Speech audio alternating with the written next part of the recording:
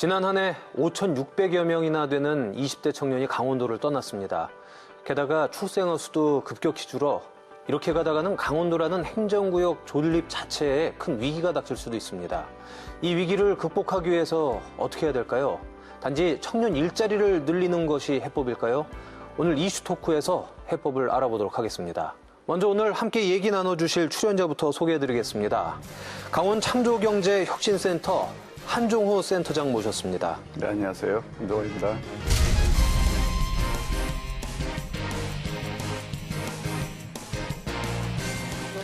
네, 강원도 청년 기본조례 전부 개정 조례안을 발의하신 허소영 강원도의회 의원 나와주셨습니다. 네, 반갑습니다. 허소영입니다.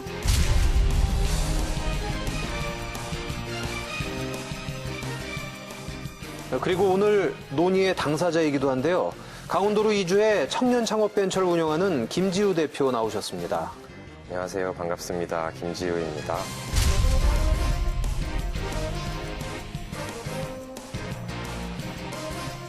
네, 많은 20대 청년들이 강원도를 떠나고 있습니다. 그 이유가 뭐라고 생각하시나요, 의원님? 대부분 흔히 가장 많이 진단하고 있는 것이 일자리가 없다. 결국에는 먹고 살 만한 어떤 근거들이 지역에 없다라는 것인데요. 사장님, 우리 그 강원도 내 지역 소멸 지수에 대해서 혹시 알고 계신가요? 아니요. 이게 보니까 이제 모든 지역이 특히나 이제 농산어촌을 끼고 있는 지역들이 대부분 지역 소멸 위기가 있다고 그러는데 강원도 18개 시군 중에서 현재 지역 소멸 위기에 놓여 있는 것이 15개 지자체가 됩니다. 그리고 나머지 그나마 괜찮다고 하는 곳이 춘천, 원주, 속초 정도인데 여기도 주의 단계예요. 그러니까 전반적으로 젊은 세대들이 지역에 머무르지 않고 어딘가 다른 곳을 이주해 가고 지역을 지키는 사람들은 이제 고령 층, 노년층이 이렇게 많다는 얘기인데요. 이런 지역 소멸의 말씀 중에 좀 죄송한데 춘천도 소멸 위험 지역인가요? 춘천은 주의 단계. 춘천, 주의 단계? 원주, 속초가 주의 단계. 예. 그러니까 안전하지 않은 거예요. 강원도 18개 시군은 어디도 여기는 우린 만만해라고 할 만한 곳은 없다는 거죠. 그러니까 전반적인 유출이 일어나는 거고 이 소멸의 가장 지표가 되는 것이 청년층이 나간다라는 것이 지표가 되는데요. 아까 말씀하셨던 것처럼 한 5,600명 정도가 그냥 유출이 되는데 이런 현상이 강원도에서는 10년 동안 계속 지속이 되고 있었던 거거든요. 그래서 특히나 2020년에 저희가 강원도에서 청년 실태 조사를 한 것에 의하면 대졸 이상 취업자의 비중이 38.6%였다고 해요. 근데 전국 평균이 47.4%였으니까 여기보다 한 8.8%가 낮은 거죠. 즉 대학을 졸업하고 지역에 남아서 취업을 할 수 있는 사람들이 한 40%가 안 되는 거거든요. 나머지는 그럼 어디로 갔을까? 제2, 제3의 곳으로 떠났다는 것이 되는 거거든요. 그러니까 이런 것은 그 대졸자가 우리 지역에서 갈 만한 좀 양질의 일자리가 부족한 게 아닌가라는 걸 보여주는 거죠. 그러니까 지금 말씀하신 부분에서 지역 대학에 있다가 졸업한 학생들 기준인 거죠. 그러니까 초중고를 여기서 나오고 대학은 뭐 성적에 따라서든 본인의 의지에 따라서 수도권으로 갔든가 다른 지역으로 간 그런 청년들을 포함한 게 아니고 지역에서 대학을 졸업한 사람들이 지역에 그대로 남아서 취업을 할 수 있는 비중이 한 40%가 안 된다는 겁니다. 그런데 이 지역 출신이 아닌데 뭐가 됐든 간에 대학은 일로 왔던 그런 청년들 입장에서는 대졸자를 놓고 봤을 때 그 입학할 때 뭐 서약서를 쓰진 않잖아요. 졸업하면 반드시 여기 취직하겠다 이런 게 아니고 대학만 졸업하면은 다시 원래 살던 곳으로 귀소 본능이 있으니까 갈 수도 있는 건데 그러면 이제 귀소 본능이 있어서 간다는 거는 결국에는 강원도가 고향이었던 사람들도 귀소 본능이 있어서 돌아와야 하는 거잖아요. 근데 돌아오는 율은 여기서 나가는 율보다 그 율의 차이가 되게 크다는 거죠. 돌아오는 율이 적은 반면에 나가는 율은 많다. 그것이 결과적으로는 지역의 청년들의 순유출 비율을 높여놓는 형태가 되는 거고 그 원인이 이제 한 50% 이상은 일자리가 그 원인이다라고 진단을 하고 있는 양질의 거죠. 일자리 때문이다라고 하셨습니다. 근데 여기 지금 김지우 대표님 나와 계시지만 의원님도 그렇고 또 센터장님도 저도 그렇고 젊었던 시절이 있잖아요. 청년 시절, 20대 뜨거웠던 시절. 근데 강원도를 살든 뭐 충청도를 살든 제주도, 심지어 제주도 모두가 원하는 제주도를 살아도 나 육지가 살고 싶어.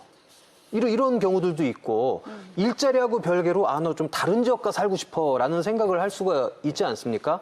그것도 우리 같은 이제 중앙 집권 국가에서는 뭐 사람이나 뭐 대학이나 뭐 기업들이 대부분 서울 수도권에 집중돼 있다 보면 그 자연스럽게 다른 지역에서도 젊은 층은 떠나고 싶을 수도 있는데 이 젊은 층이 떠나는 게 그렇게 큰 문제라고 봐야 되는 건지 이번에는 센터장님 먼저. 그러니까 저는 이 청년 이탈 문제를 그러니까 어떤 시각에서 볼 건가, 어떤 관점에서 볼 거냐를 가지고 토의하는 게 먼저 좀 선행돼야 될 필요가 있다고 생각이 돼요. 그러니까 질문을 어떻게 하느냐에 따라 그에 대한 해답이 달라질 수가 있는 거잖아요. 그러니까 현재 이제 우리가 지역에서 뭐 강원도만의 문제가 아니지만 지역의 청년들이 한다라고 이제 이거 되게 걱정의 관점에서 이야기를 보잖아요. 근데 이제 그 논리는 뭐냐면 청년들이 지역을 떠나면 생산 가능이 그 인구가 줄어들고 그다음에 이제 뭐 저출산 문제가 생기고 그다음에 뭐 지역 소멸의 문제로 이어진다라는 이제 그런 논리인데 사실 이런 문제 의식은 그러니까 지역 전체의 어떤 뭐 존립이라든가 지속 가능성을 보는 측면에서는 당연히 이제 어떤 그 합리적이라 할 수가 있는데 그게 사실 그 청년 자신의 입장에서 보는 관점은 아닌 거거든요.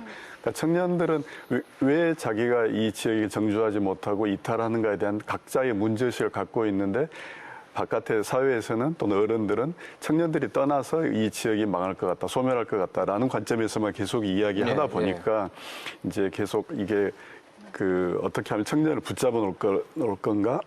이제 그런 문제로만 이제 집중이 된다는 거죠. 그러니까 또 하나는 방금 이제 아나운서님이 이야기를 하셨듯이 우리가 이제 청년들이 이탈한다고 할 때 그 청년기에 속하는 세대들이 되게 속성이 새로운 자극을 추구하고 새로운 교육을 받고 싶어 하고 또는 뭐 더 큰 세상에 가서 많은 문물을 경험하고 그런 걸 통해서 자기 성장을 도모하려는 속성을 갖고 있는 세대란 말이죠. 심지어 뭐 영국 같은 나라들은 고등학교를 졸업하면 대학 가기 전에 1년간의 그 갭 이어라고 해서 학교 가지 말고 1년간 세상 구경하고 오라고 그런 것을 오히려 제도화하는 나라도 있고 그러니까 청년들이 떠나는 것 자체를 문제로 본다기보다는 떠난 청년들이 어떻게 하면 돌아오게 할 건가, 이 지역으로 돌아오게 할 것인가라는 좀 그 건설적인 관점을 가질 필요가 있다는 생각이 듭니다. 그러면 이제 어떻게 하면 청년들이 돌아오게 할 것이냐라는 말은 제가 처음에 말했던 첫 번째 관점. 그러니까 청년들의 지역 이탈을 지역에서 생산 가능 인구가 줄어든다라는 관점만이 아니라 왜 청년들은 여기에서 정주하지 못할까? 그들은 왜 여기에서 자기들의 행복을 추구할 수 있는 어떤 기회를 찾지 못할까? 그러면 그런 점에서 본다면 청년들에게 그에 대한 어떤 대안을 주면 기회를 준다면 청년들이 이 지역으로 돌아올 수 있을 거 아닙니까?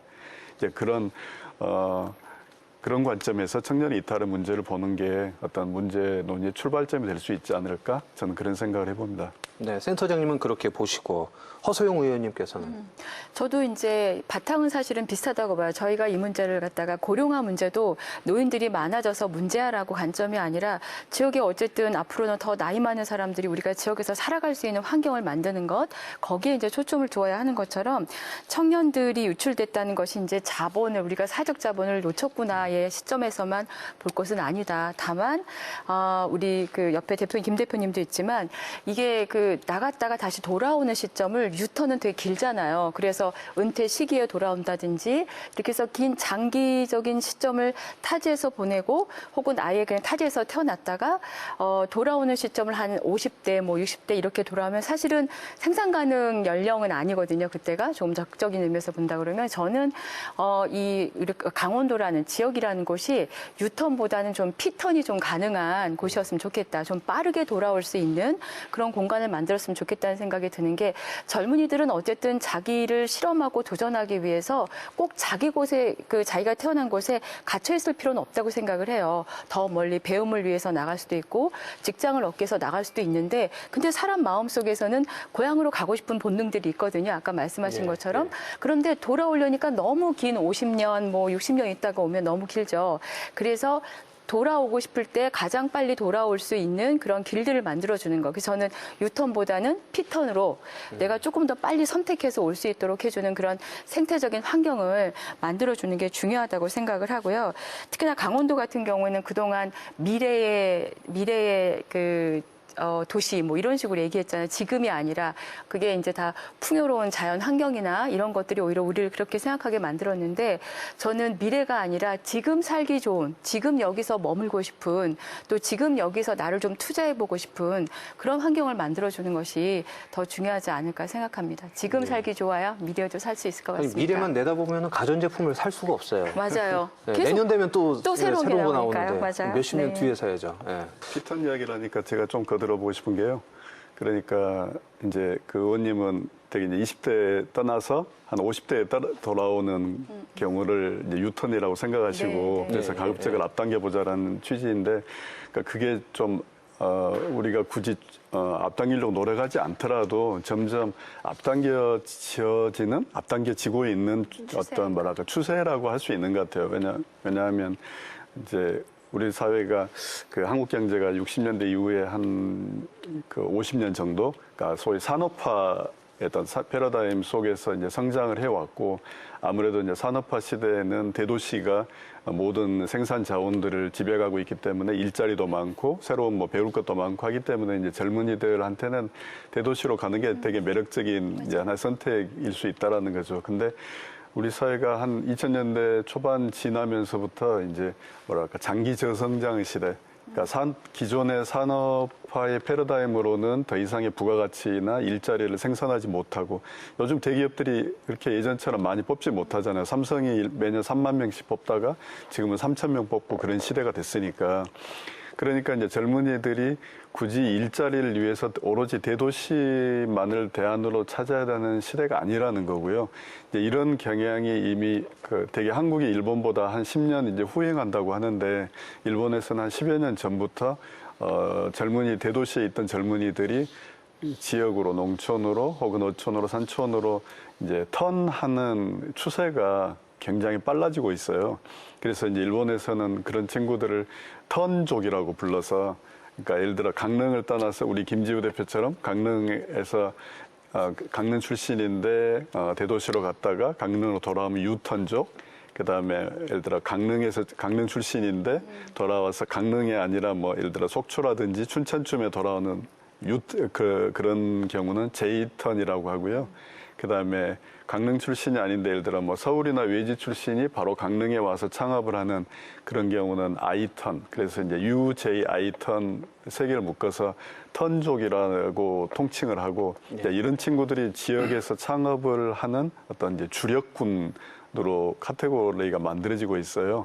그러니까 지금 제가 뭐 정확한 통계를 갖고 있지는 않는데 5,600명의 청년들이 강원도를 떠났다고 하지만 저는 적지 않은 숫자가 그 사이에 강원도로 돌아왔다고 생각이 되거든요. 그게 합산된 숫자가 아마 5,600명으로 나타났을 거고요. 그래서 굉장히 이미 적지 않은 청년들이 우리 강원도에서 새로운 기회를 찾아보려고 많은 모색을 하고 있고, 그렇기 때문에 저는 청년들이 떠나는 문제를 어떻게 해결해라기보다는 이미 그 숫자 속에 감춰져 있는 돌아오고 있는 혹은 강원도를 선택해서 찾아오고 있는 청년들을 어떻게 우리가 그들에게 기회를 주고 그 숫자를 더 늘릴 것인가라는 관점에서 이 문제를 보면 굉장히 재미난 토론을 할 수 있을 거라는 생각이 듭니다. 네, 벌써부터 재미내지기 시작하네요. 네. 자, 이번에는 어떻게 보면 당사자라고 할 수 있는 김지우 대표께 좀 여쭤볼게요. 본인은 강릉에서 태어나셨나요? 네네. 언제까지 강릉에 계셨죠? 저는 이제 고등학교 졸업할 때까지는 강릉에 있다가 이제 입시 공부를 하잖아요. 그리고 예. 이제 저는 울산으로 학교를 갔다가 대학교 진학을 울산으로 네, 하셨고. 네. 예. 울산으로 학교를 가서 이제 나름의 경상도의 문화권에 있다가 이제 그 이후에 학교를 졸업하고는 한 2년 정도는 또 서울에 있다가 다시 이제 강릉으로 오게 된 케이스. 서울에선 그냥 계신 거예요? 아니면 거기에서 뭐 일자리라든가 아니면 뭔가 꿈을 쫓기 위해서 뭔가를 하셨던 거예요? 저는 이제 학부생 때 제가 창업을 졸업하기 전에 먼저 했었어요. 그래서 창업을 하다가 제가 그때 당시에 하던 게 이제 음악 산업이랑 관련된 거여서 네. 그러니까 사실 이런 인프라나 리소스들이 다 서울에 있기 때문에 서울에서 내가 회사를 계속 운영을 해야겠다라고 해서 졸업을 하면서 이제 서울로 이제 옮기게 됐고요. 그 이후에는 제가 이제 2017년 말 정도부터 다시 강릉으로 와서 이제 강릉을 거점으로 좀 비즈니스를 하고 있습니다. 내려오게 된 계기가 있을 것 같은데요. 일단은 제가 이제 그때 당시 하던 그 회사가 좀 수익성이 잘 없기도 했고요. 첫 번째로. 나가라 해서 나온 건가요? 제가 창업을 한 당사자인데 예, 예. 이제 말하자면 사업을 잘 못한 거죠. 사업을 잘 못했는데 그러면 저한테 이제 아마 많은 분들이 비슷할 텐데 여러 가지 선택지들이 이제 있는 거죠. 서울에서 한 번 더 창업을 한다. 혹은 뭐 취업을 한다. 저는 사실은 금융 전공이라서 사실 제가 졸업할 때까지는 제가 어디 증권사나 투자사나 이런 데 당연히 갈 줄 알았거든요. 네. 그래서 다시 이런 쪽으로 턴을 해서 취업을 한다. 그리고는 뭐 제3의 옵션이 있다면 어떤 게 있을까? 사실 이런 세 가지 선택지를 가지고 고민을 했었는데 그러다가 이제 마침 그때 당시에 굉장히 뭐 우리나라에서 조금 스물스물 올라오던 키워드라고 하면 이제 뭐 로컬이라고 하는 그러니까 지역에 대한 관심이 굉장히 늘어나고 있었어요. 그래서 뭐 동네라든지 로컬이라든지 그런 것들이 늘어나면서 어떻게 보면은 저도 되게 짧은 시간 동안 그렇다면은 내가 어떤 환경에서 살아가는 게 내 인생을 좀 행복하게 살 수 있을까? 이 관점을 하나가 더 생긴 거고요. 왜냐면 그 전에는 나는 당연히 서울 안에서 이 시스템 안에서 선택지를 내가 이렇게 선택을 할 수 있다고 생각을 했는데 사실은 내가 서울 밖으로 나갈 수도 있겠다는 생각을 못 했었는데 그런 관점이 하나 생겼고 두 번째로는 서울 밖에 어떤 물리적인 내가 이동을 해야 된다면 어떤 도시가 있을까 어떤 동네가 있을까 그러니까 이런 것들을 고민을 했던 것이고요. 근데 당연히 뭐 많은 분들처럼 고향이 제일 이제 익숙하고 제일 많이 아는 도시잖아요. 그런 것도 있었고 제가 그 당시에 이제 강릉 같은 도시를 보면 2016년 정도였는데 숫자로 성장하고 있는 도시라는 게 많이 느껴졌습니다. 그러니까 물론 서울이나 이런 대도시만큼은 아니지만 강릉은 전통적으로도 이제 관광업 중심의 시장이잖아요. 근데 외부에서 유입되는 관광객들이 연 8%에서 10% 정도씩 계속 이제 성장을 하고 있었고, 그러니까 우리나라에서 그래도 5위 안에 드는 시장인데도 그 정도 볼륨, 그 정도 속도로 성장하고 있다는 게 굉장히 저는 빠르게 성장한다고 느꼈고요. 그리고 이제 올림픽 개최가 되고 나면 이제 다양한 이제 하드 에셋이나 인프라 같은 것들도 많이 생기기 때문에 이러한 부분들이 시너지가 날 거라고 생각을 했고. 일단 저는 뭐 창업이라는 것 자체가 문제를 해결하는 어떤 방식이라고 생각을 하거든요. 그래서 저는 지역 문제에 좀 관심이 점점 더 많아지고 있었고요. 뭐 그 중에서는 일자리 문제도 관심이 있었지만 사실 또 이런 농업 분야에도 굉장히 또 많은 문제들이 산재해 있어서 저는 뭐 농업 분야야말로 정말 좀 혁신하고 또 개선할 부분이 많지 않을까 이런 생각을 하게 됐고요. 또 한편으로는 감자라는 작물이 뭐 강원도나 강릉을 대표하는 작물이기도 한데 지금까지는 조금 1차원적으로만 소비된 그런 형태가 많아서 저는 이런 농업, 식품, 그리고 감자 이런 분야에서 한번 창업을 하면 좋겠다고 생각을 했었습니다. 또 제가 나름대로 여행을 하다 보니까 강릉이 가진 어떤 도시의 매력, 콘텐츠 같은 게 기본적으로는 훨씬 색깔이 뚜렷하고 다른 도시들보다 매력적이라는 생각이 들었어요. 그래서 그렇다면 내가 강릉에서 할 수 있는 어떤 일을 하러 가봐야겠다라는 생각으로 이제 강릉에 다시 유턴하게 됐습니다. 근데 이제 한 가지 말씀 듣다 보니까 궁금한 게 같은 세대들을 봤을 때 본인이 그러니까 대부분에 속하는 사람인가요? 아니면 약간 특별하고 소수에 속하나요? 무슨 말씀이냐 하면 네네. 보통의 사람들은 너 다른 재주 있어? 없어? 그럼 공부해. 공부해서 공무원이라도 시험 봐야 될 거 아니야? 아니면은 뭐 몇백 대 기업이든 거기에 들어가는 걸 목표로 해. 월급쟁이라도 돼야 될 거 아니야. 먹고 살아야지. 이런 생각이나 아니면 그런 강박관념에 좀 시달린다고 저는 생각하는데 네. 대표님 말씀 들어보면은 그런 쪽하고는 좀 다른 것 같아요. 그래서 제가 잘못 생각하는 건지 아니면 요즘 그 젊은 세대들은 다 똑같은 생각을 하고 있는 건지.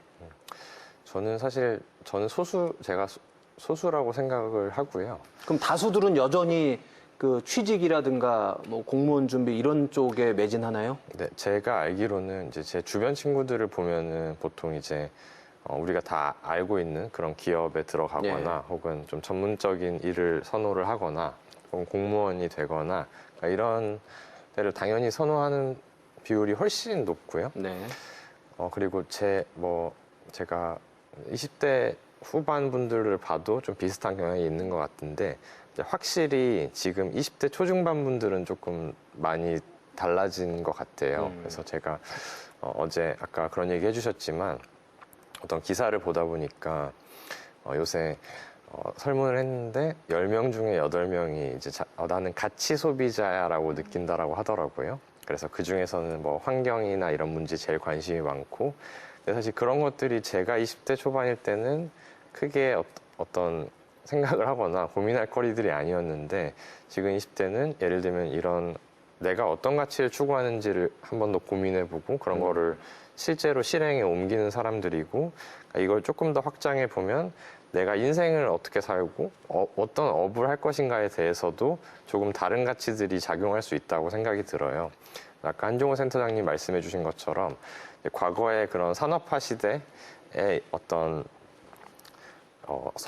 말하자면 성공의 방식이나 그런 것들이 있었을 텐데 지금은 사실 그런 것들이 정말로 다양화되고 정말 개인의 어떤 개인들이 추구하는 가치들이 굉장히 많이 다양화되고 또 이것들이 서로 존중해주고 그런 방식으로 좀 많이 발현이 되고 있는 것 같고 앞으로는 제 생각에는 물론 다수가 될 수 있을지는 모르겠지만 훨씬 더 우리 사회에 이런 좀 다양성이 좀 많이 퍼지지 않을까 그렇게 생각을 합니다. 네, 근데 그게요. 제가 좀 다른 세대이긴 하지만 거기에 좀 거둔다면 우리가 이제 세상이 바뀌고 세상이 변한다는 이야기를 하잖아요. 근데 실제로 뭐가 변하는 건가? 그렇게 질문을 해본다면 어느 날 갑자기 우리가 자고 일어나 보니까 왜 모든 게 바뀌어 있다 이런 것은 아닐 것 같거든요. 세상이 바뀐다는 것은 결국 우리 다음 세대의 어떤 성향이나 선택의 기준 같은 게 달라져 간다는 것이라고 생각이 돼요. 그러니까 어떻게 보면 저는 이제 386 세대인데 저희 세대라면 아마 아까 아나운서님이 말했던 것 같은 그런 선택을 다 했을 것 같아요. 근데 그 다음 세대로 가면 갈수록 지금은 굉장히 소수로 보이지만 새로운 선택을 하는 사람들의 숫자가 점점 많아지는 거죠. 그러니까 세대와 함께 사물을 보는, 세상을 보는 또는 삶을 살아가는 선택의 기준이 바뀌어가고 그게 다음 세대로 이어가면서 서서히 다수가 되어가면서 그게 세상이 변해가는 거라는 생각이 들거든요. 그러니까 지금 어떤 정적인 상태로 지금 이게 다수냐 소수냐의 문제가 아니라 이런 선택을 하는 사람들의 어떤 퍼센트가 비중이 커지고 있느냐 작아지고 있느냐 거기에서 우리가 어떤 세상의 흐름을 읽고 그럼 우리가 어디로 가야 하는가 누가 미래를 대표하는가 누가 미래를 대변하는가 라는 것의 어떤 키워드를 거기서 찾고 정책의 방향성도 거기서 찾을 수 있는 게 아닌가 하는 생각이 듭니다. 그러니까 선택의 기준이 점차 변화하기 때문에 거기에 맞춰서 지역도 변해야 하고 그 청년들이 봤을 때 구미가 담길 만한 그런 요소들을 가지고 있어야 된다. 네, 그렇죠. 의원님은. 그러니까 저도 청년이 다 같은 청년이 아니잖아요. 그렇죠. 아까 말씀드렸던 것처럼 그렇게 같이 추구하는 청년들이 있고 그다음에 여전히 비즈니스 세계에서 자기 성취를 위해서 열심히 또 하는 친구들도 있고 아니야 나는 내 시간을 좀 더 가지면서 좀 더 아까 뭐 갭 이어라든지 이런 것처럼 그런 시간을 좀 누리고 싶어 이런 여러 가지 층위들이 있는데 우리 정책은 사실 평균이라고 생각하는 지점을 중심으로 편제가 되는 경향들이 있어요. 그게 저는 봤을 때는 실패 요인 중에 하나라고 생각해요. 사실은 평균은 누구도 아닌 어떤 점일 수 있거든요. 그래서 그 우리 청년들의 어떤 요구, 청년들의 조건, 상황, 또 우리 지역의 조건, 상황 이런 것들을 여러 개의 스펙트럼으로 놓고 서로 격자해서 여기에 맞게는 하기 위해선 또 어떻게 가야 될지 이런 좀 더 섬세한 정책들이 나오지 않으면 안 될 것이다. 네, 맞습니다. 예, 그래야 청년들도 오고 그래야 지역도 상생할 수 있을 것이다라고 생각해요. 제가 이거 질문을 좀 타이밍을 놓친 것 같은데 이거 하나 여쭤볼게요. 인구가 줄어드는 부분에 대해서는 문제점을 어느 정도 인지를 하고 있습니다. 그런데 왜 지역에 꼭 청년들이 있어야 하느냐? 왜 청년들이 자꾸 빠져나가면은 그게 문제가 되느냐? 이거에 대해서 좀 세 분의 생각을 좀 듣고 싶습니다. 문제라고 생각 안 하실 수도 있고, 큰 문제다. 이런 이유 때문에 큰 문제다. 이렇게 보실 수도 있고. 아까 네. 두 분이 답변해 주시면서 조금씩 그런 내용이 녹아 있었던 것 같은데요. 저는 첫 번째로는 사실 자연스러운 현상으로 인식하는 게 맞다고 생각을 하고 있습니다. 네. 말씀해 주신 대로 교육 문제도 엮여 있는 것이고 일자리 문제라든지 문화적인 어떤 인프라라든지 다양한 것들이 이제 청년들이 이탈할 수밖에 없는 어떻게 보면 구조적인 이유라고 생각을 하고요. 그렇기 때문에 강원도의 청년들이 계속 이탈하네라는 것을 저는 사실은 청년이지만 저 같아도 보통의 경우에는 이탈을 할 것 같거든요. 그렇다면 이제 반대로 이제 청년들이 없으면 어떤 문제가 생길까, 이게 왜 중요할까라는 관점에서 보면 그러니까 기본적으로 그런 정책적으로는 뭐 생산 가능 인구가 줄고 네. 경제 인구가 줄고 이런 관점도 있을 수 있겠지만 저는 뭐 한 도시의 차원에서 보면 혹은 한 도의 차원에서 본다면 그러니까 이런 좋은 어떤 지역의 콘텐츠를 만들고 좋은 어떤 경쟁력을 만들 수 있는 사람들의 비율이 점점 더 줄어든다는 생각도 들거든요. 그러니까 그런 측면이 하나가 있을 것이고 두 번째는 청년들이 정말 유출되는 거를 문제라고 생각을 하느냐. 예를 들면 지역사회에서 혹은 공공에서 저는 그렇게는 느낀 적이 한 번도 없거든요. 그러니까 왜냐하면 청년들을 위한 지금 저희가 토론도 하고 있지만 어떤 정책적으로 정말로 청년들을 고려한 정책들이 나온 적이 있었나라고 생각해 보면은 저는 없는 것 같고 예. 그것이 어떤 공급자 중심 때문이었을 수도 있고 혹은 진짜로 의지가 없었을 수도 있다고 생각을 하고요.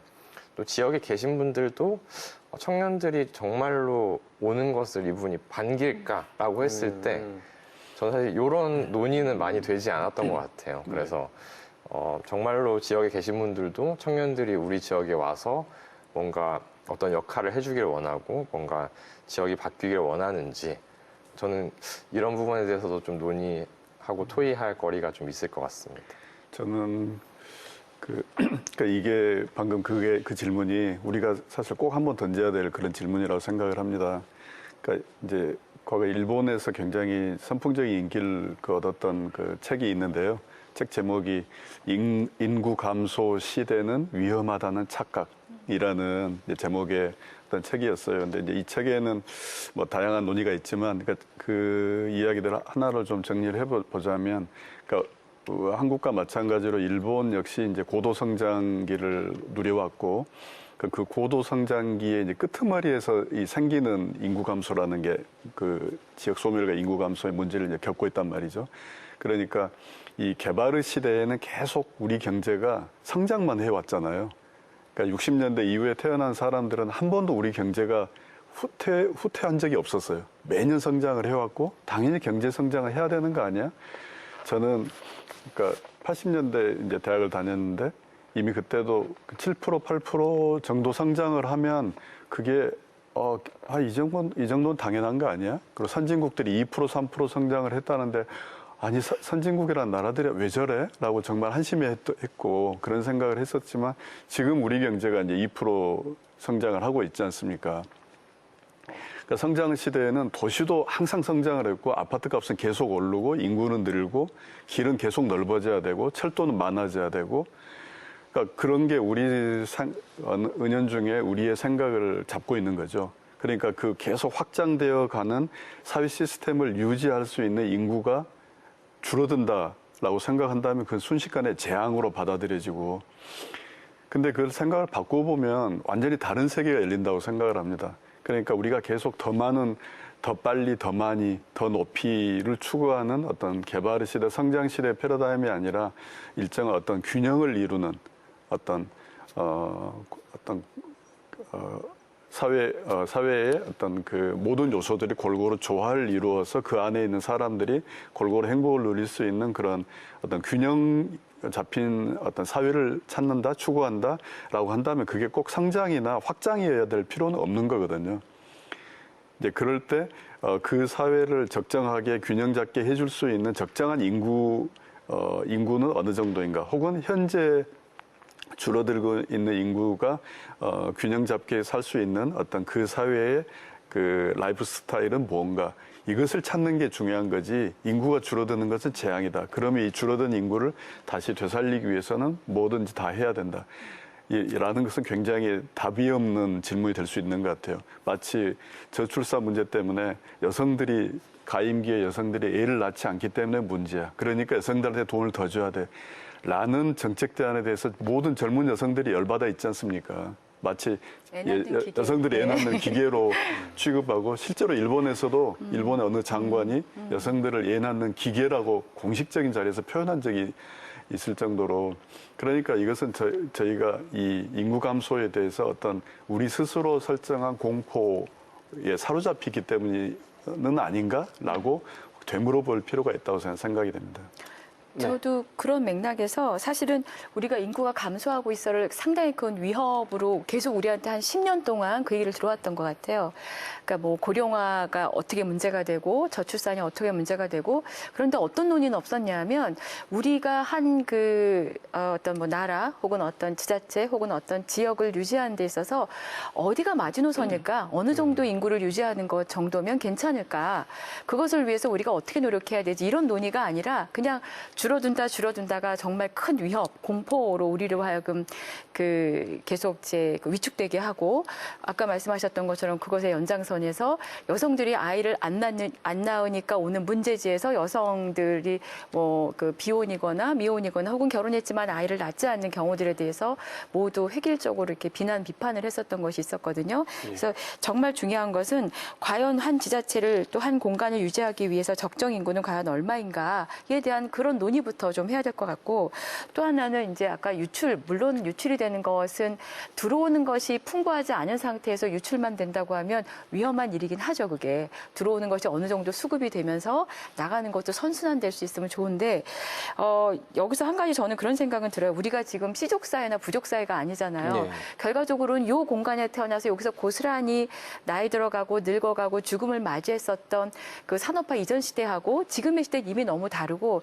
심지어 요즘은 이제 디지털, IT가 많이 발달하면서 우리가 디지털 노마드해서 내가 어디 있어도 전 세계 누구하고도 닿아서 일을 할 수 있고, 또 여러 가지 과정들을 같이 수행해 나가는, 거기서 인간관계도 맺어가는 이런 경험들을 하게 됩니다. 그래서 어디에 살고 있느냐보단 우리가 어떤 관계 맺음을 하고 있느냐, 그것을 기왕이면 어디서 하고 있느냐, 이런 것들에 대해서 좀 주목해 볼 필요가 있다고 생각하고요. 실제로는 그 독일 같은 나라에서는 기본적으로 고등학교까지는 지역에서 나오게 하지만 그 대학은 다른 지역으로 가도록 유도한다고 해요. 물론 그럴 수 있는 가장 중요한 기점 중에 하나는 이제 대학의 어떤 교육 수준이 상당히 평준화되어 있는 거죠. 그러니까 서울대가 곳곳에 있다고 생각을 하면 되는 거죠. 그리고 각 대학이 갖고 있는 특성화가 있는 것이고, 근데 우리는 소위 말해서 인류대학이다라고 하는 것들이 대부분 수도권에 밀집되어 있고, 그러다 보니까 많은 지역의 인력들이 다른 곳으로 분산되는 게 아니라 서울로 이제 모인다는 것에 문제가 있는 거잖아요. 그래서 조금 더 폭넓게 봐서 인구 문제는 어느 정도가 적정할지, 그다음에 우리는 더 이상 부족 국가 시대에 살고 있지 않으니까 나가는 거 당연하다. 다만 우리는 나갔다가 다시 들어올 사람, 혹은 한 번도 이 지역에 온 적이 없지만 한 번쯤 살아볼까 싶은 사람, 이런 사람들을 우리가 어떻게 포용하고 이 곳에서 살아갈 수 있게 할 것인가, 여기에 좀 더 고민을 해야 될 것 같아요.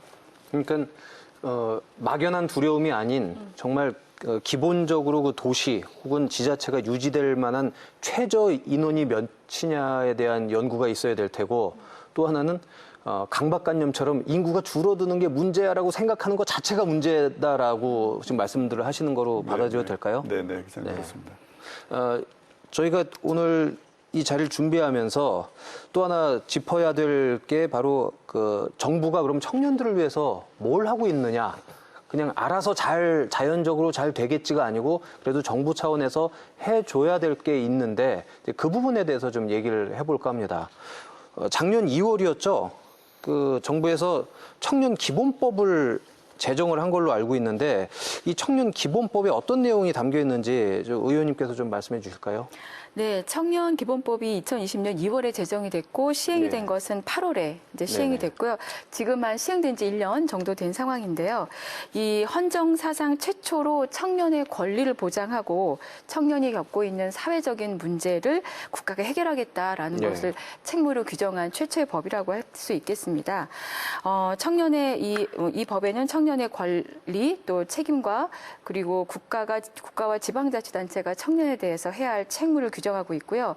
청년 정책의 수립, 조정, 그리고 청년 지원에 관한 기본적인 사안들을 규정하고 있는데 이 청년이란 말이 우리는 되게 지금은 익숙한 어떤 세대 규정으로 돼 있는데 이것이 법적으로 정책 용어로서 본격으로 등장한 건 불과 2004년이 처음이었다고 해요. 그때 청년 실업 해소 특별법이라는 것이 그 IMF 이후에 그 위기를 좀 타개하기 위해서 만들어진 거고 이명박 정부에 들어서면서 청년 고용 촉진 특별법으로 개정이 돼서 이제 지금 이어지고 있는 건데요.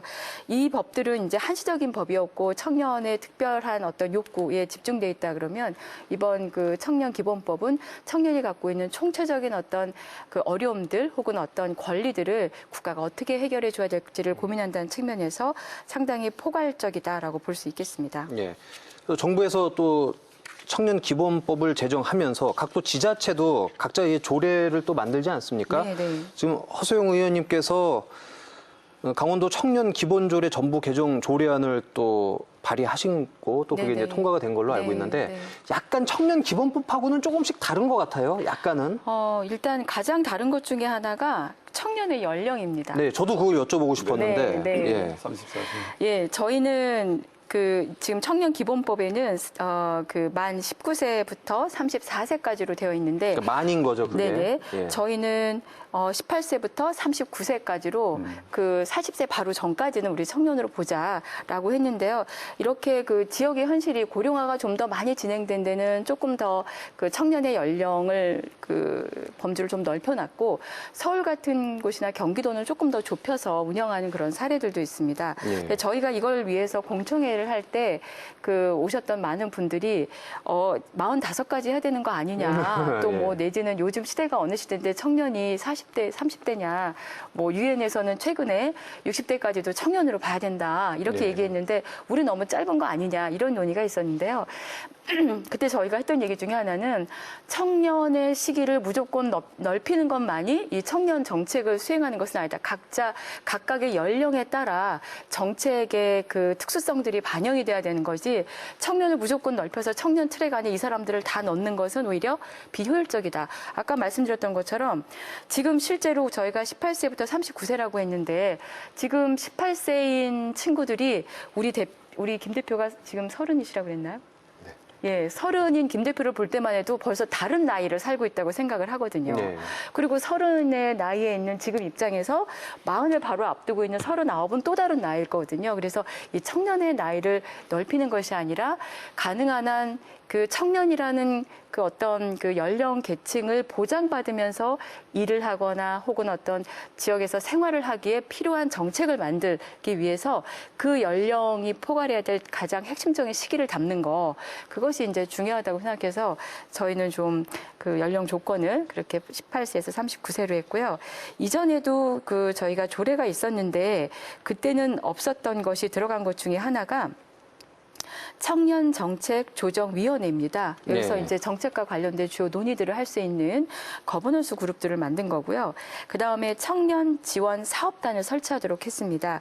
여기에서 일종의 그 청년 정책의 허브 역할 또 혹은 중간 정책 지원 조직 뭐 이런 거 역할을 할 수 있도록 하는 그 청년 지원 사업단을 만들었고요. 그 밖에 이제 정기적으로 청년 시책을 추진할 수 있도록 그 제안을 하고 있습니다. 여기 보니까 그 청년정책조정위원회 위원들 구성을 저도 좀 보니까 청년들도 참여할 수 있네요. 일정 부분은. 그렇죠. 청년 당사자들의 목소리를 좀 더 아마 많이 30% 이상 담게 들어가게 돼 있죠. 이게 청년 할당이죠, 일종의. 네. 지금 정부가 보편적으로 하고 있는 거는 이제 여성 할당, 성별 할당을 하고 있는데 청년 할당이 들어가 있는 그 법안들은 거의 없거든요. 그런 의미에서 청년 당사자들의 목소리를 담겠다는 의지가 그 안에도 포함되어 있다고 할 수 있죠. 예, 그렇군요. 청년 조례에 대해서는 제가 좀 말씀드리고 싶은 건, 그러니까 일단 강원도가 그 청년 조례 혹은 청년 정책에 대해서는 굉장히 선진적이라고 하는 점은 꼭 언급해둘 필요가 있을 것 같아요. 그러니까 이번에 그 허소영 의원님이 정부 개정안을 만들어서 통과시켜 주시긴 했는데 이미 또 3년 전에 2017년에 기본법이 나오기 전에 이미 이제 청년 조례를 통과시켰고 거기에 이번에 이제 그 여러 가지 실행 기능들이 이제 조항들이 이제 추가가 될 수 있어서 그 조례의 어떤 완결성이 높아졌다고 할 수 있을 것 같아요. 근데 이제 이건 어떤 청년 정책의 뭐랄까 필요 조건이 만들어진 셈이고 이제 그게 충분 조건이 채워지려면 이제 어떻게 정책들을 만들어내느냐. 그러니까 이제부터가 이제 문제 뭐랄까 이제부터 시작인 셈이죠. 근데 이제 그럼 아까 우리가 해왔던 논의의 이제 연장선에서 보자면 이제 도대체 청년 정책이란 게 뭐냐, 청년 정책이 어떻게 볼 거냐 문제인데 아까 허 의원님도 이야기하셨지만 청년의 나이 세대 구분을 어떻게 할 거냐부터도 이게 다르단 말이죠.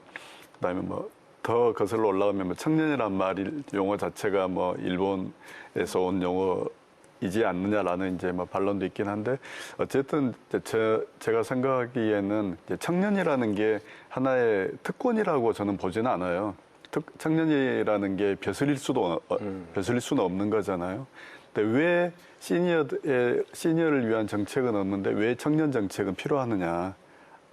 아까 왜 그 아나운서님 그런 이야기 하셨잖아요. 청년이 없으면 뭐 지역 망하느냐, 왜 이게 문제 제기를 하느냐.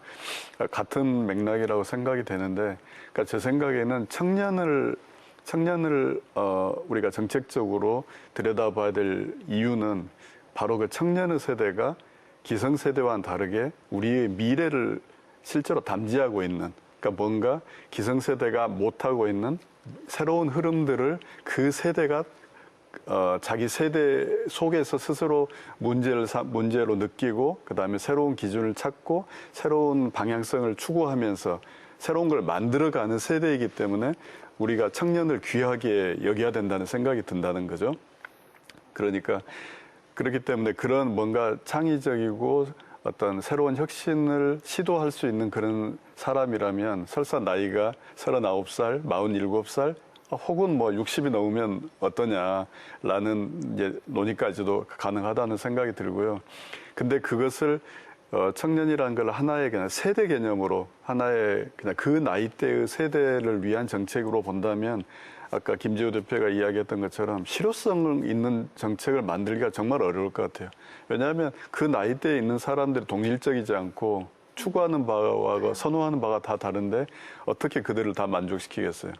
그것은 그 청년 정책의 취지나 본질이 뭐냐에 대한 출발점을 우리가 다시 생각해야만 정확한 청년 정책이 나온다고 생각이 되고 그래서 그 지역을 바꿔갈 수 있는 어떤 주도 세력으로서의 청년을 위한 정책이라면 그런 새로운 것을 시도하는 사람들에게 그 기회의 플랫폼을 만들어주는 어떤 정책들, 그게 이제 청년 정책이 돼야 한다는 생각이 듭니다. 그런 점에서 이번에 이제 청년 조례가 개정안이 통과되고, 그러니까 이걸 기반으로 해서 어떤 강원도만의 어떤 청년 정책을 이제부터 좀 본격화해야 될 시점에 서 있다라고 생각이 됩니다. 예.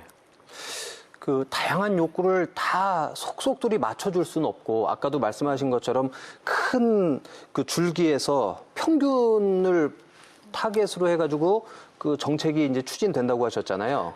기존의 정책들은 그랬는데 그것으로는 충분치 않다. 그래서 예. 결과적으로는 세부 하위 법들이 또 계속 나오고 있고 그다음에 아까 뭐 기촌기농은 또 다른 경험과 네, 목적이 네. 있고 그다음에 여기서 지역에서 창업을 하려는 사람들은 또 다른 목적이 있고 그다음에 아니면 나는 그냥 일자리 자체를 위한다. 그러면 일자리를 위한 정책은 또 다르게 있고 그래서 사람마다 다양한 욕구와 그다음에 다양한 층위의 어떤 그 삶에 대한 관점들이 있고 있고 정책이 해야 될 일은 이것을 그냥 퉁쳐서 어느 하나의 것으로 가면 안 된다라는 거죠. 훨씬 더 세분화시켜서 우리는 봐야 된다. 예. 만약에 퉁으로 하나로 간다 그러면 누구도 만족시킬 수 없는 법이 정책이 나올 수밖에 없다라는 거죠. 제가 이 말씀을 왜 드렸냐면 강원도를 놓고 봤을 때도 영동과 영서가 좀 다릅니다. 그렇죠. 그리고 영동권에는 우리가 이름만 들으면 아는 굵직굵직한 큰 기업들이 유치되어 있지는 않아요. 네네. 그렇다 보니까 대부분 공무원 아니면은 그 자영업이죠. 창업을 해야 되는 그 크게 두 가지로 볼 수 있는데 그렇다는 얘기는 강원 영동권의 청년 지원은 공무원 수를 늘리는 거는 한계가 있으니까 결국에는 청년 창업을 지원하는 쪽으로 가야 되지 않나라는 생각이 들어서 네. 그러면은 지금 발의하신 그 조례에는 네. 청년 창업에 대한 그런 지원들이 좀 조항도 있죠. 예. 조항만 청년. 있습니까? 아니면 그러니까 보통 네. 기본 조례라는 것은 큰 틀에 대해서 약간 선언적으로 할 수 있는 것들을 쭉 나열을 하고요. 네. 그 다음에 세부 시행 그 규칙이 나오고 세칙이 나오고 그 세칙에 따라서 기본 계획을 세우거든요. 네. 그래서 제가 아까도 잠깐 언급했었던 것 중에 그 작년에 그 청년 기본 계획을 처음으로 저희가 수립을 했고 수립하기 전에 그 실태 조사를 했어요. 그래서 네. 실태 조사를 기반으로 정책을 수립했고 거기에 따라서 예를 들어서 뭐 창업 분야에서는 어떠한 지원을 할 수 있고 그 다음에 일자리 확충 분야에서는 또 어떻게 또 여가 문화 혹은 참여 뭐 이런 네, 분야에는 어떻게 뭐 이런 나름의 어떤 분야들을 세분해서 계획은 세웠습니다. 계획은 세웠다는 말씀은 아직 뭔가 이렇게 꽃을 피우진 않고 계속 씨를 뿌리는 작업을 하고 계신다는 거네요. 왜냐하면 이제 그 지금까지 우리가 이 법이 없더라도 해왔던 많은 일들이 있습니다. 네, 지금 이 한종훈 센터장님이 하셨던 일들도 이 법이 있기 전에도 꾸준히 청년들이 지역에서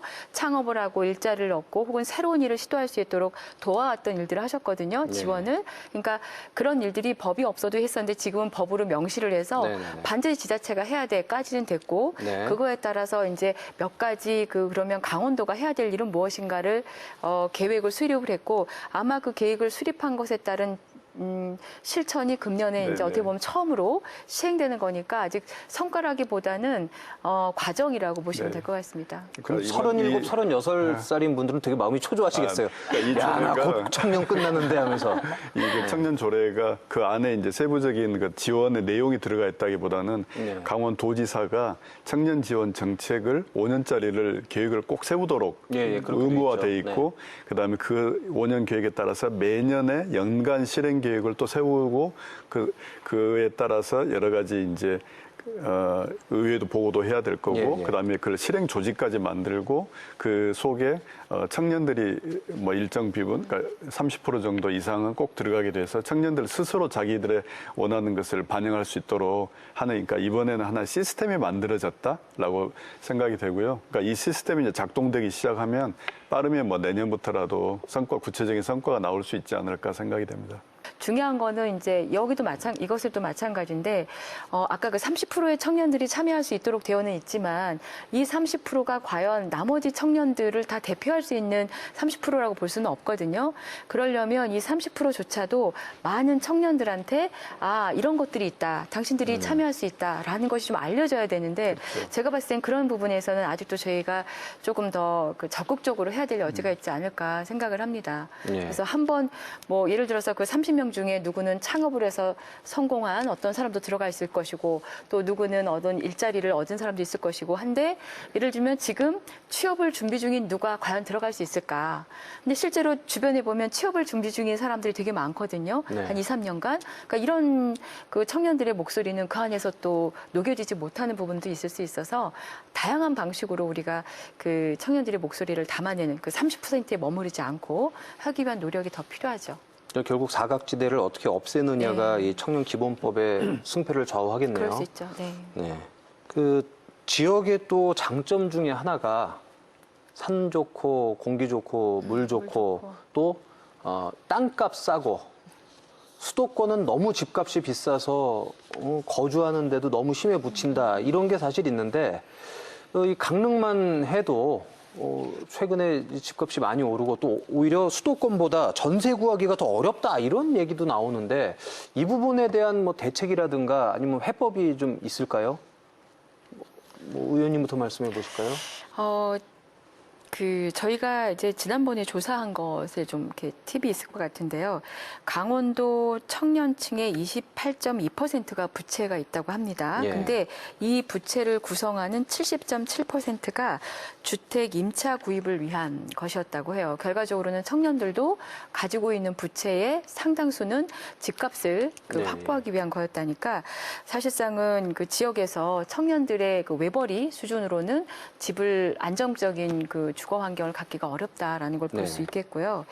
그 말씀하신 것처럼 주택 보급률이 전국이 104.2%인데 강원도는 109.6%예요. 그러니까 뭐 빈집도 많기도 하고 네. 기존에 지어진 아파트들도 분양이 안 되거나 그런 사례를 보여서 그 뭐 이렇게 공급 측면에서 보면 상당히 양호하지만 문제는 내가 살 집이 없다. 우리 청년들이 네, 살 집이 네. 없다라는 것이 될 겁니다.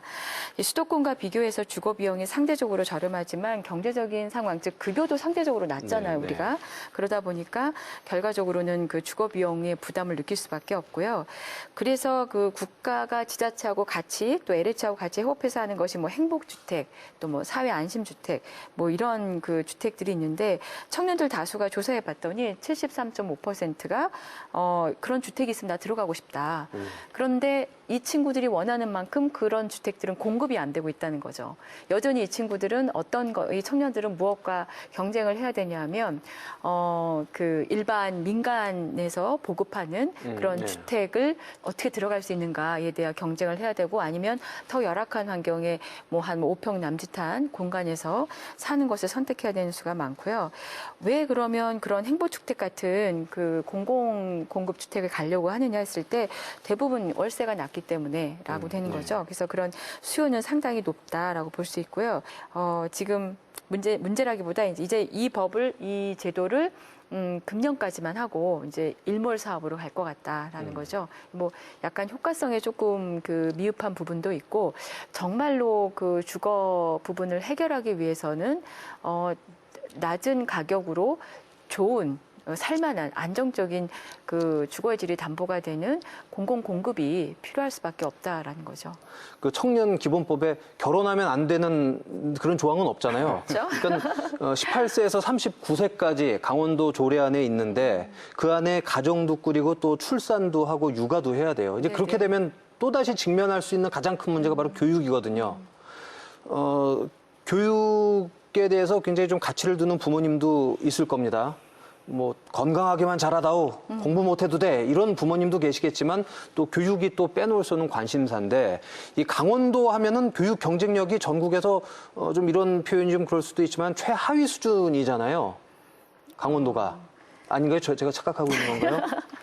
이제 그렇다 보면은 어쩔 수 없이 교육이라는 것 때문에도 인구 혹은 청년들이 유출될 수밖에 없는 그런 한계가 있는데 이 부분을 어떻게 좀 해결해야 될지.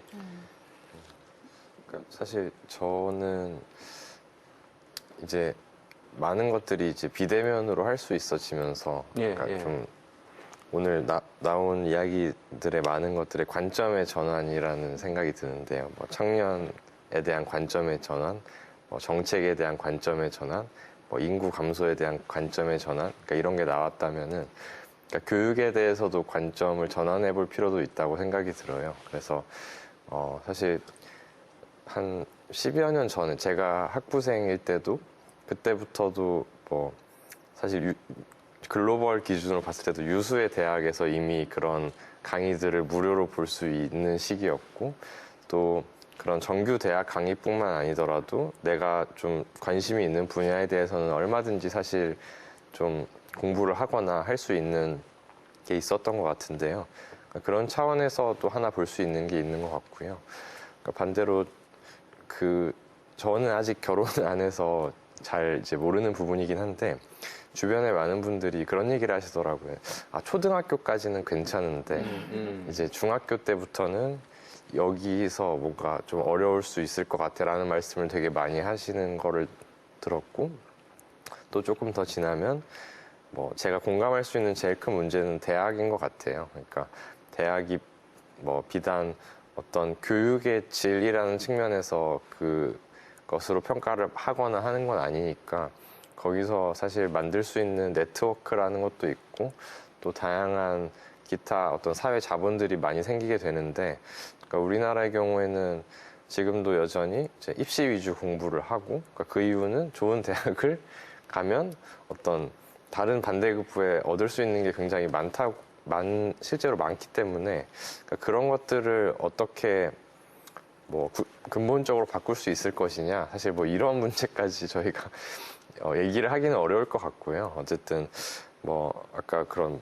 독일이나 뭐 유럽의 몇몇 나라들의 사례처럼 어떤 조금 더 비슷한 수준의 교육, 비슷한 수준의 어떤 그런 대학들이 조금 더 위치해 있으면 어땠을까, 그런 생각도 들고, 그런 부분들은 좀 구조적인 문제이기도 하고 굉장히 좀 또 다른 포인트로 접근해 봐야 될 것 같습니다.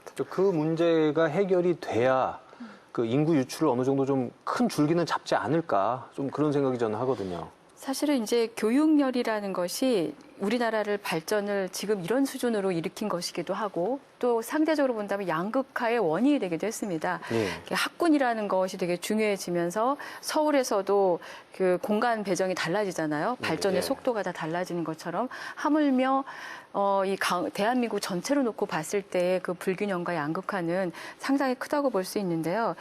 교육 문제는 좀 더 큰 틀에서 접근을 해야 사실상 장기적으로 지금 말하고 있는 청년 문제, 또 뭐 지역 균형의 문제, 이런 것들이 다 좀 더 해결할 수 있는 열쇠 고리를 사실 교육이라고 하는 그 부분에서 우리가 잡고 있는 게 아닌가 싶은데요. 큰 결단이 필요하다고 보고요. 저는 좀 재미있는 상상을 해봤어요. 학력과 교육에 대한 우리의 가치가 좀 달라진다 그러면, 강원도가 어떤 의미에서 본다 그러면 탈제도권 혹은 대한교육의 천국이 되면 어떨까. 좀 아름다운 자연 환경이 있고 상상력을 자유롭게 발휘할 수 있는 그런 토대를 마련해 준다 그러면, 저는 정말 창의성이 넘치는 인재들이 전국에서 강원도로 몰려들지 않을까. 어렸을 때부터 뭐 성장한 게 이르기까지. 그래서 교육 부분에 있어서 모든 지자체가 하는 방식으로 경쟁을 하면 강원도가 특별히 선점할 수 있을 거라고 생각하지 않아요. 예를 들자면 교육에 아무리 투자해도 더 부유한 지자체가 투자하는 것만큼 하기 어려울 거고, 뭐 타고난 인재의 질의 차이는 크지 않겠지만, 사실 그런 조건과 환경을 서울, 강남하고 똑같이 맞출 수 없다 그러면 상대적인 결핍감은 생길 수밖에 없거든요. 그러면 패러다임을 바꿔서 강원도는 무슨 교육에 있어서 어떤 점에서 매력을 좀 가질까? 누가 다 와. 다른 교육을 받고 싶은 사람, 좀 더 창의적이고 자유로운 교육을 받고 싶은 사람은 다 와. 우리가 그런 플랫폼이 되어줄게. 뭐 이렇게 하면 좀 어떨까라는 생각을 해봤습니다. 그럼 기존의 교육 방식을 쫓아가고자 하는 분들은 견디기 좀 힘들겠는데요? 뭐 그렇지만 전국에 있는 그런 사람들이 올 수도 있죠. 네. 네. 허 의원님이 정말 제가 생각하고 있는 것과 똑같은 생각을 하고 있다는 걸 발견하니까 되게 반가운데요. 예. 저는 그게 정말 유일한 대안이고 아주 멋진 대안이라고 생각을 합니다. 그러니까 현재 우리나라 공교육 그 시스템이라는 게 입시 위주 교육으로 짜여져 있고, 이것은 정말 모든 사람이 걱정하고 있지만 정말 못 바꾸고 있는 너무나 큰 이야기여서, 이걸 우리가 뭐 대안을 이 자리에서 토로해야 한다는 것은 좀 이제 맥락을 잃을 수 있는 것 같고요. 저는 그것과 별개로 우리가 새로운 대안을 찾을 수 있다고 생각을 합니다. 그러니까 교육이라는 게 예전에는 우리가 초중고를 나와서 일정 기간 뭐 직장에 들어가서 한 30년 일하고 은퇴한 다음에 이제 퇴직하고 나머지 여생을 보내는 그런 라이프 스타일을 보냈잖아요. 근데 사실 이런 라이프 스타일도 굉장히 70년대 이후 한 40년 동안 그 통용됐던, 그러니까 우리나라의 또는 우리의 긴 역사 속에서 보면 아주 일시적인 라이프 스타일일 뿐인 거예요. 모두가 그렇게 앞으로도 그렇게 살 거라고는 저는 생각되지 않고, 결국 앞으로는 우리가 이제 기대 여명이 높아지기 때문에 재수 없으면 100년까지도 살잖아요. 네. 그러면은 앞으로 은퇴한 사람들의 여생을 어떻게 보낼 거냐? 그러면 대학을 한 번 더 나와야 되는 거예요. 20대 때 대학 공부하고 30년 일했다면 다시 공부를 해서 나머지 여생을 건설적이고 창의적으로 보낼 수 있는 기회가 모두에게 주어져야 되는 거고, 또 요즘 직장을 들어가지 못했거나 아니면은 아, 난 이런 직장 생활을 싫어하고 퇴사한 친구들이 자기가 하고 싶은 것을 실행해 보기 위해서 또 공부를 할 필요가 있고, 근데 그런 것들은 정규 교육에서 사실은 줄 수 없는 것들이에요. 예를 들면 요리를 좋아하는 친구가, 바리스타가 되고 싶은 친구가, 목공을 하고 싶은 친구가 그것을 직업적으로 배울 수 있는 직업학교들이 저는 많아진다면, 그런 게 강원도에 곳곳에 생긴다면 정말 전국에서 좋은 인재들이 모일 것 같거든요. 뭐 아이스크림에 금박을 입혀서 판매한다든지 그런, 이제 가나자와는 꼭 일본의 그 지역에 가면 그 금박 아이스크림이 뭐 필수템이 될 정도로, 그러니까 뭐 예를 들어 또 서울의 숙명여대에 있는 꼬동블루라는 프랑스 요리학교 뭐 이런 것들, 또는 삼성이 미국 그 뉴욕 대학하고 만든 사디라는 디자인 학교가 있습니다. 그것은 정규 대학이 아니지만 사디 출신이라고 하면 모든 대기업들에서 실력을 인정받는 디자이너로 채용을 하거든요. 그러니까 정규로 학위를 받는 교육기관이냐 아니냐가 중요한 게 아니라 정말 퀄리티 있고 실력을 쌓을 수 있는 제대로 된 전문 학교를 강원도가 만들 수 있다면, 예를 들어 양양에는 서핑 학교를 만들고 커피의 도시 강릉에는 바리스타 학교를 만들고 왜 못하나 이거죠. 그래 놓으면 한국에서 정말 그 분야에서 재능 있는 젊은이들이 올 거고, 재능 있는 젊은이들이 모이면 거기에 그들을 위한 또 교육 가게들이 생기고 그들을 채용하기 위한 기업들이 유치가 되고 인구가 늘어나서 굉장히 창의적인 도시가 만들어지는 거죠. 예를 들어 미국의 포틀랜드라는 도시, 이런 도시들이 그렇게 해서 만들어지는 거지, 정책으로 누군가가 돈을 쏟아붓는다고 해서 도시가 만들어지는 거 아닌 것 같아요. 그러니까 저는 공교육이 강원도를 버리고 있다면 우리가 그 공교육을 비웃으면서 새로운 교육 시스템을 만들면 된다고 생각을 합니다. 저도 막 센터장님 얘기 들으니까 머릿속에 동시에 막 상상이 되면서 상당히 막 가슴이 동시에 이렇게 막 설레는 느낌이 있는데요. 실제로 그 프로페셔널 스튜던트라고 그래서 생애 내내 약간 그 평생 교육하고 좀 다른 차원으로 뭐 취미를 배운다거나 그런 게 아니라 내내 거의 전공 수준의 학업을 하면서 우리는 살 수밖에 없을 만큼 긴 이제 생애에 놓여 있다라는 것이고, 또 대학을 졸업하거나 직장 생활을 하다가 지역에 있는 폴리텍 대학에서 다시 또 재교육을 받아서 또 제2, 제3의 그 직장을 갖게 되는 경우들도 있거든요. 그러니까 이런 것들을 강원도가 조금 더 적극적으로 더 그 지역의 특색과 환경에 맞게 그 먼저 선제적으로 학교라든지 제도를 구성해 놓는다 그러면 저는 충분히 매력적인 그런 그 지역이 될 수 있을 것 같고요.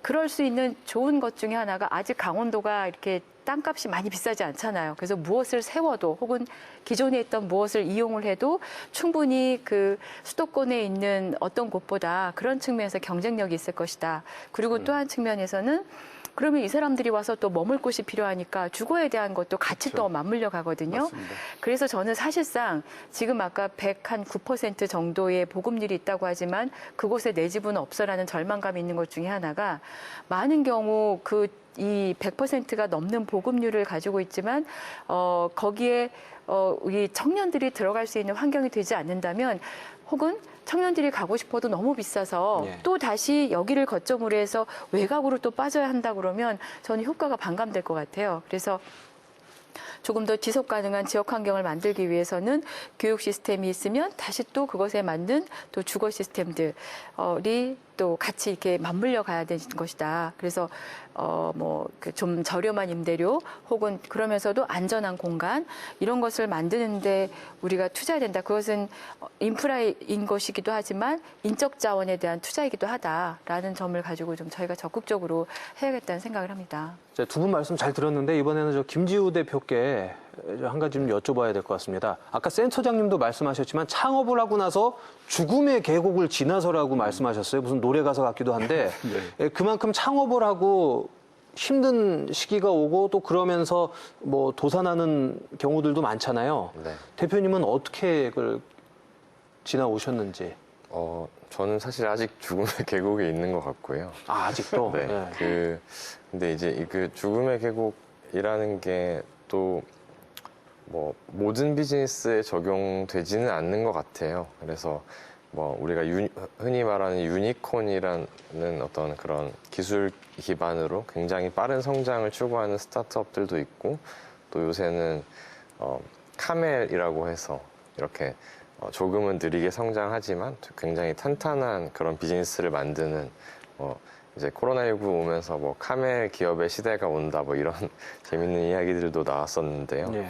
그래서 죽음의 계곡이 뭐 어떤 분야는 조금 더 길 수도 있고 조금 더 힘들 수도 있고 그런 부분들이 있는데, 그러니까 저는 뭐 어느 정도 지역에 오면서 뭐 목표도 제 나름대로는 나름 합리적으로 설정을 한 것 같고요.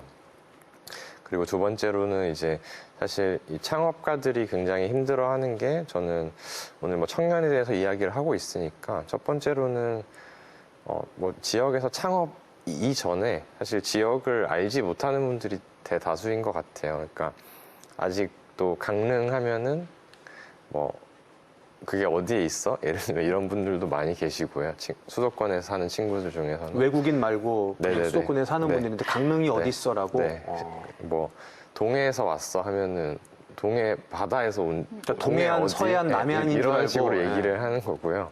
그러니까 지역에서 뭐 일한다는 기 전에 여기서 산다는 것이 어떤 느낌인지도 모르는 분들이 많은 거죠. 이제 그런 차원에서 저는 이제 먼저 이런 뭐 한 달 살기라든지 그런 것들이 어떤 간접적으로 지역에서의 라이프 스타일을 좀 경험할 수 있는 측면이 하나 있는 것 같고요. 그리고 실제로 뭐 창업이든 취업이든 하게 된다면 이런 뭐 첫째로는 지역 자원을 활용하는 것이 결국에는 경쟁력이 될 거라는 생각을 많이 합니다. 결국에는 저는 라이프 스타일 비즈니스라고 정의를 하는데요. 지역에서 하는 비기술 창업들을 우리가 먹고 자고 뭐 입는 것에 대한 그런 뭐 제품, 서비스 그런 것들을 만들 텐데, 이러한 분야에서 결국에는 이 지역만의 어떤 특색이 있는 게 뭘까? 이 지역의 재료가 뭘까? 이 지역의 문화적인 유산들이 어떻게 현재 시선으로 반영이 되느냐? 그러니까 이런 것들도 중요한 것 같고요. 또 세 번째로는 저는 강원도가 정말로 정말 좀 자부심 같은 걸 느끼는 게 아까 말씀해주신 센터장님 말씀해주신 그런 지원 체계가 정말로 제 생각에는 아마 생각대로 되시지 않았을까? 5년을 계시면서 생각 동안 강원도의 그런 창업의 어떤 뭐 지원의 시스템도 있고 어떤 사람들이 모여야 되는지 또 어떤 아젠다를 이야기할 수 있는 곳인지 이런 것들이 정말로 잘 돼 있는 것 같고요. 그래서 제가 실제로 어제도 저희가 강릉에 이주를 청년들을 이주시키는 저희가 프로그램을 하나 진행하고 있는데요. 그 중에 한 분을 어제 이제 저녁에 잠깐 만났는데 한 5주 정도 지났는데 어떠세요? 라고 제가 여쭤봤어요. 그러니까 말씀하시는 게 저는 일만 있으면 여기에 살고 싶어요. 그러면 저는 또 어떤 생각이 드냐면 이 사람은 어떤 배경과 어떤 역량을 가지고 있는 사람이니까 내가 아는 네트워크, 내가 아는 어떤 것들을 이렇게 연결해주면 이 사람이 여기서 살 수 있지 않을까? 혹은 이렇게 연결이 될 수 있지 않을까? 그러니까 이런 생각을 되게 자연스럽게 하게 되는 거거든요. 그러니까 저는 이런 생각들이 어떻게 보면 뭐 아까 포틀랜드 얘기도 하셨지만 그런 하나의 어떤 도시의 문화가 될 수도 있고, 이런 서로 도와주려고 하고 느슨하게 연대하는 문화들이 많이 이제 생기면 좋겠다고 생각을 했고요. 마지막으로는 저희가 뭐 청년, 뭐 정책, 교육 다양한 분야를 얘기를 했는데, 결국에 제가 느끼는 거는 이제 다들 답을 알고 계시는 것 같아요. 그러니까 여기 계신 분들 뿐만이 아니라 강원도의 각각의 도시에 사는 분들이 강릉은 이걸 해야 돼, 뭐 영월은 이런 걸 해야 돼, 속초는 이런 걸 해야 돼, 이런 걸 다 아신다고 저는 생각을 하거든요. 그래서 그것들이 교육에서는 뭐 강릉은 예를 들면 바리스타 혹은 해양 라이프 스타일, 뭐 평창은 뭐 산림을 활용한 등등등의 식으로 교육과 주거와 창업의 형태와 이런 것들이 다 특색이 있고, 그것이 결국에는 도시의 콘텐츠, 청년들이 올 수 있는 그런 매력, 그런 걸로 발현이 된다고 생각을 하는데, 이런 것들이 실제로 청년들에게 실효성이 있으려면은 정말로 조금 획기적이고 좀 대범한 정책적인 접근이 정말 필요한 때가 아닌가 그런 생각을 했습니다. 네. 수익적인 측면에서도 제 생각에는 잘 성장하고 있는 것 같고요. 네. 그리고 실제로 저희가 중요하게 생각하는 거는 실제로 그러면 우리가 얼마나 뭐 농가에 기여를 했느냐, 얼마나 우리가 원하는 임팩트를 만들었느냐, 그런 것들이 이제 중요하다고 생각을 하는데 그런 부분들도 일단은 올해 잘 좀 진행이 되고 있는 것 같습니다. 지역의 청년 유출의 문제 어떻게 해결할 것인가에 대한 얘기를 통해서 이슈 토크에 우리가 세 분과 얘기를 나눠봤는데 저희 문제점이 명확한 정답을 찾으려고 노력했던 게 아닌가 하는 생각이 듭니다. 청년들이 정말 원하는 것이 뭔지 저희가 관점과 또 질문을 바꿔서 그에 맞는 해답을 찾아가는 과정이 좀 필요하지 않나. 그리고 오늘 이 자리가 그 실마리가 되지 않았나 하는 생각을 하면서요. 이슈 토크는 오늘 여기서 마치도록 하겠습니다. 함께해 주신 여러분 고맙습니다.